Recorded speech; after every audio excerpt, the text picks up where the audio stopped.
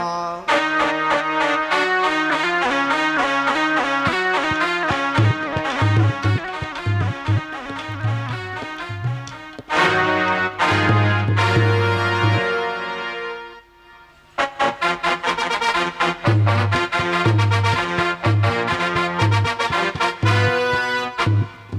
জয় শিব শম্ভ অকপিনাকি শঙ্কর ত্রিপুরেল ভোলা বৈশ্বর ভক্ত দিন ভগবান।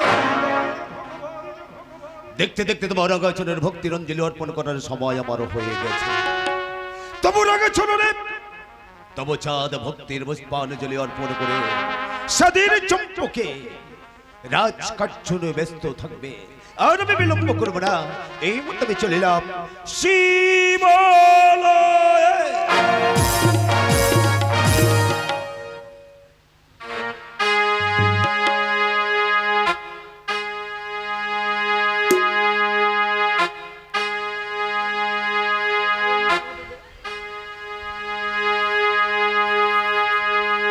ওম শিবায় নমঃ। ওম সর্বমঙ্গল মঙ্গলে শিবে সর্বার্থ সাধিকে সরোনে স্তম্ভোকে গৌরী নারায়ণী নমঃ নমো নমঃ। ওম শিবায় নমঃ। ওম সর্বমঙ্গল মঙ্গলে শিবে সর্বার্থ সাধিকে সরোনে স্তম্ভোকে গৌরী নারায়ণী নমঃ নমঃ। ওম শিবায় নমঃ। ওম সর্বমঙ্গল মঙ্গলে শিবে সর্বার্থ সাধিকে সরোনে স্তম্ভোকে গৌরী নারায়ণী নমো নমঃ। ও চাঁদ পূজা দে পূজা দে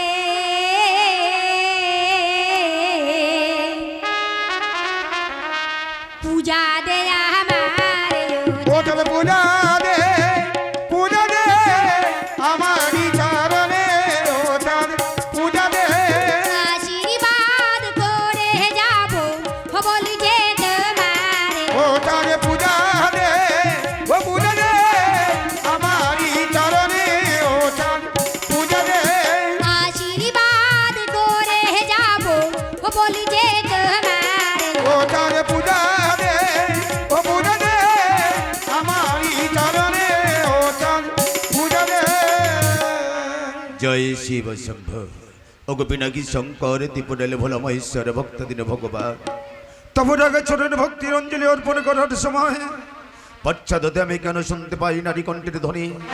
এতই বড় স্ফটকাহার উচ্চ ঈশ্বরে বারবার তব নাম ধরে রাখে চন্দ্রধর বলে। কে তুমি নারী কাহার ঘরণে, কিবা তোমার নাম দাও সত্য পরিচয়। কে তুমি? শিবের নন্দিনী নাম মোর মনসা মনসা।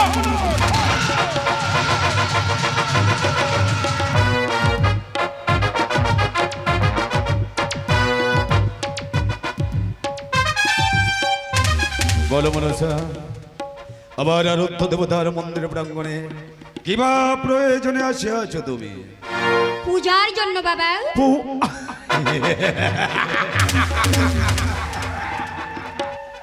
শিব পুজির চাঁদ সর্বসদয় শিবের রাগাচরণের ভক্তির অঞ্জলি অর্পণ করেছি।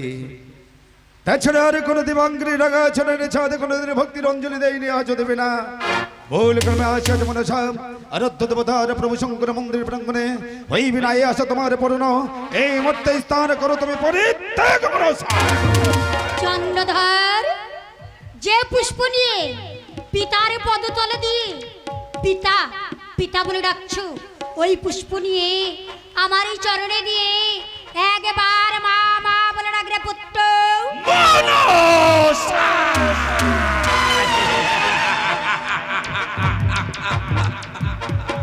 জানি সিজবাসীর তুই একটা বেদিনী।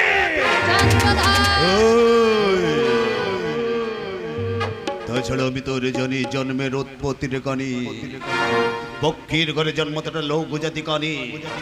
তোর দেবতা কয় গোমাতার নৈক ভয়, চাই মাঙ্গা খাস পূজা যমুনের ঘরে যমুন অর্থাৎ হাসান হোসেন দিয়েছে তোরে বুঝা এই সেবা পূজার চাপ দেবে কি নত সিনে ওই কানির চরণে পূজা। চন্দ্রধর, তুমি আমার চরণে পুষ্পাঞ্জলি দিলে আমি তোমাকে আশীর্বাদ করে যাব। আশীর্বাদ রণচণ্ডী যাহারে সহায় কানি মন সাতারে দানিবি আশীর্বাদ। আজ থেকে অষ্টদশ বলবে না কথা। চন্দ্রধর, তুমি কি ভুলে গেছো মনসা? পিতার হব্বনে মর্তলোক পরিত্যাগ করে গিয়েছিলাম স্বর্গধামে চন্দ্রধর, এবং তোমারই বিয়ের যৌতুক নিয়ে সকল দেব দেবীর সম্মুখে সমারে এই মানব জাতিকে তুমি করেছিলে ঘৃণা, দিয়েছিলে লাঞ্ছনা। সেদিনের কথা আজ আমি ভুলে যাইনি। স্বর্গদিন মেলাম ধরনের মুখে সাদের চম্পাকে রাজ সিংহাসনে বসে আমি প্রতিজ্ঞাবদ্ধ হলাম ওই বিষধর কানমানসার যদি পাই আমার সাদের চম্পাকে দেখা তাহলে শুনে করিব আমি শেষ বোঝা পড়া। চন্দ্রধর, দেবে না? না দেবে না? না তাহলে তোমার এই মন্দির ছেড়ে এক পাও যাব না।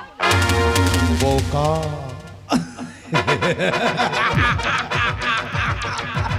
মনসা তুমি একেবারে বোকা। চন্দ্রধর, কেমন করে ভুলে যাব আমি? তুমি শিবের ঘরণী শিবের নন্দিনী, তুমি তো গুরু ভগ্নী আমার। হ্যাঁ বাবা, এছাড়া তুমি তো করুণাময়ী মা, করুণা করে শোধমে আজ সন্তানের দ্বারে ভক্ত চাঁদের সদাগর মাকে কি তিরস্কার করতে পারে? চন্দ্রধর, দেব তোমার আগাচরের ভক্তির অঞ্জলি, তোমার আগাচরের ভক্তির পুষ্পারে ঝুলি দিন। সাদের চম্পাকে হেন মারি চাঁদ আজ ভুলে যাবে, সাদের চম্পাকে হয়ে যাব মাতৃ পূজারী সদাগর। চন্দ্রধর,